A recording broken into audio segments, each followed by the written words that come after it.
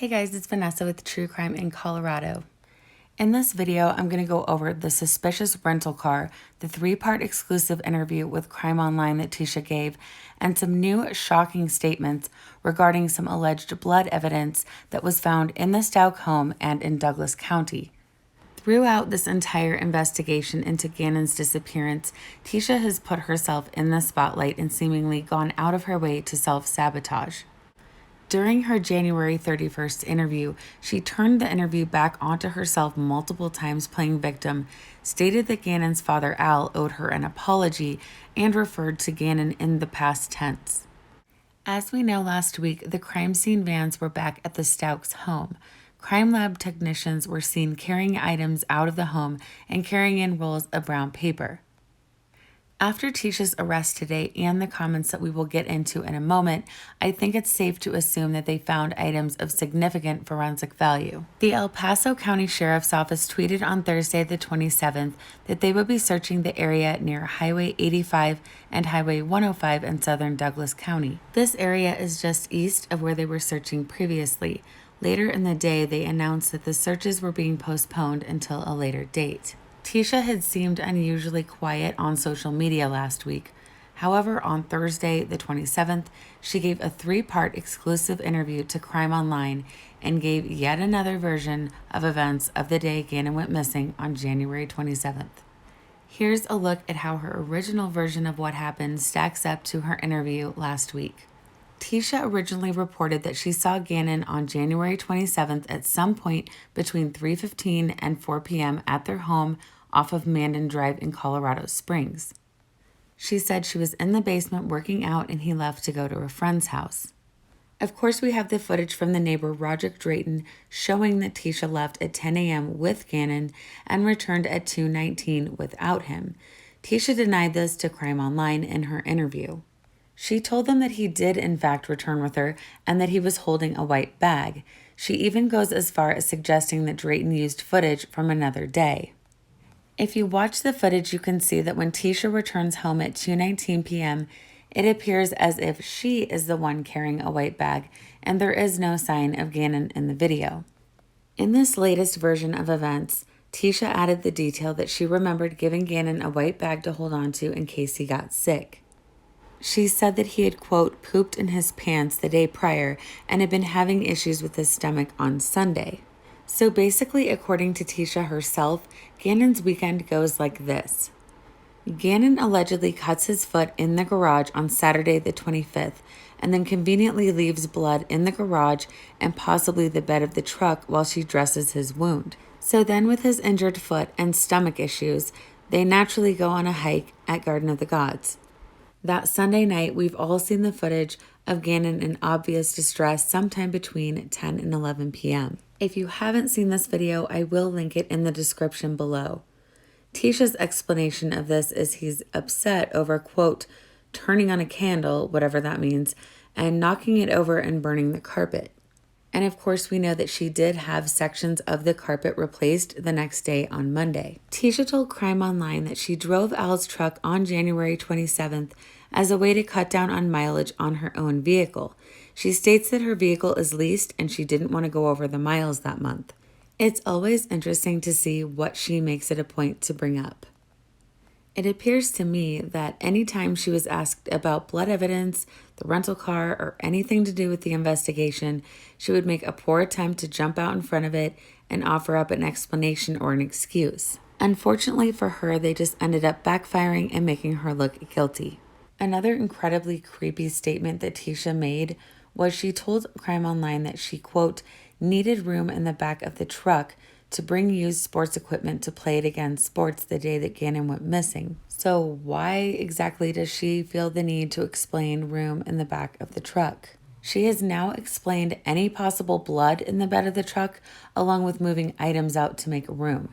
It's just crazy to me that she thinks that these explanations are going to alleviate any suspicions. Another lie I caught while reading the interview was that Tecia told them that she conveniently left her cell phone home on Monday the 27th, but said that she had on an Apple Watch, which could have easily tracked her whereabouts. However, on February 12th, she had said in another interview that she had her cell phone that day, and she actually said that she took a selfie of her and Gannon when they were in the driveway getting ready to leave. She made a big deal about having the timestamped selfie and sending it to Al. So right there again, she contradicts her own story. Tecia goes on to dig herself a bigger hole by telling them that her whereabouts may seem confusing because she took the back roads that morning because there had been a wreck. She said at one point that she got lost and had to turn around. She also said that she took exit 163 off of Highway 105, which is coincidentally right near where they were searching, but she didn't remember the exact time, of course.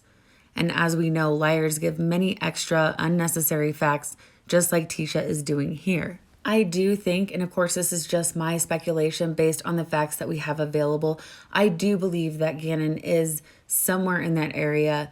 I think that because our weather has been so bad, we've had a lot of snow and just really crappy weather, not conducive to their searches. I think that he will be found once the weather gets a little better. But I do think that because she brought up that particular area and she's trying to explain it away, I think that that's exactly the area they were looking in, that is where he's going to be found. So there has been some online speculation surrounding Tecia's rental car. And I know there's been some discussion of that in some videos. I just wanted to add my own insights in here. Tecia explained in her interview that she rented the vehicle the day after Gannon disappeared on Tuesday, January 28th from the Colorado Springs airport. She stated that her plan was to look for Gannon in a car he wouldn't recognize. Tecia added that they didn't know if Gannon would hide from his family's cars thinking he was in trouble. And like most liars, I think she is giving a partial truth here. I agree that she wanted to have a vehicle that wouldn't be recognized that day. A white Kia Rio is much easier to drive around unnoticed than a red pickup truck. So I think it's likely it had nothing to do with Gannon and everything to do with her own plans that she had that day. Of course, as we know, Tecia provided crimeonline with a copy of the rental agreement, and it backs up that she did rent a white Kia Rio on Tuesday the 28th at 8:50 a.m. from the Colorado Springs airport. She returned the vehicle the next day at 1:20 p.m. When looking at the rental agreement, as discussed, it's immediately noticeable that she drove a total of 955 miles in the 29 hours that she had the car. Al's flight landed at Denver International Airport at 11:30 on the 28th. It's approximately 86 miles from their home on Mandan Drive to DIA. So even accounting for the 172-mile round trip, that still leaves almost 800 miles. It would be interesting to see if they found any DNA evidence in the rental car.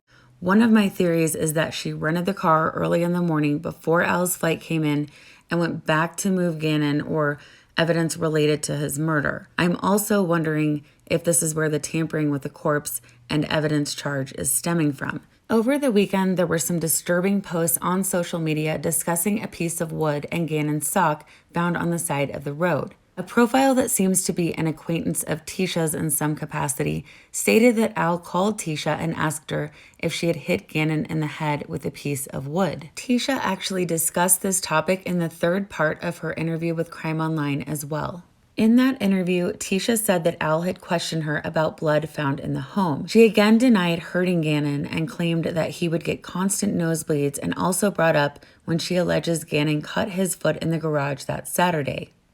She also stated that Al called her and asked her why there was a, quote, saucer-sized puddle of blood inside Gannon's room. Her quote to crimeonline was as follows: "He was taken around and shown different places of blood inside the house. There was some in the garage, but there are accidents all the time, nosebleeds. Gannon walked around sometimes with blood on his arm from nosebleeds."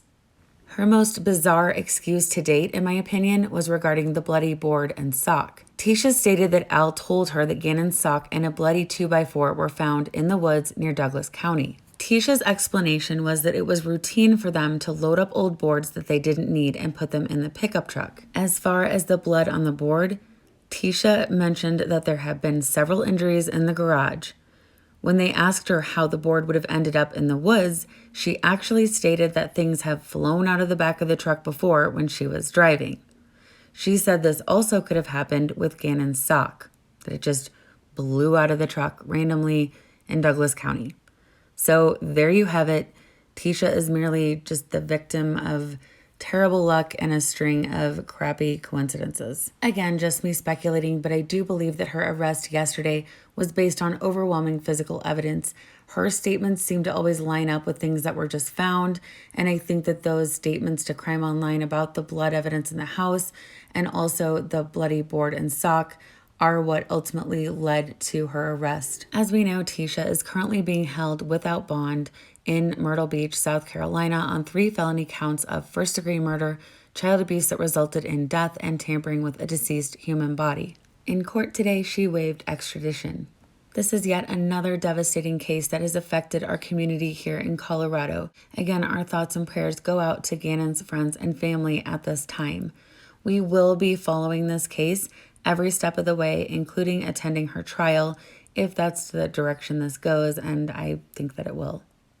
Please don't forget to like, subscribe, and hit the bell so you won't miss any of our upcoming videos.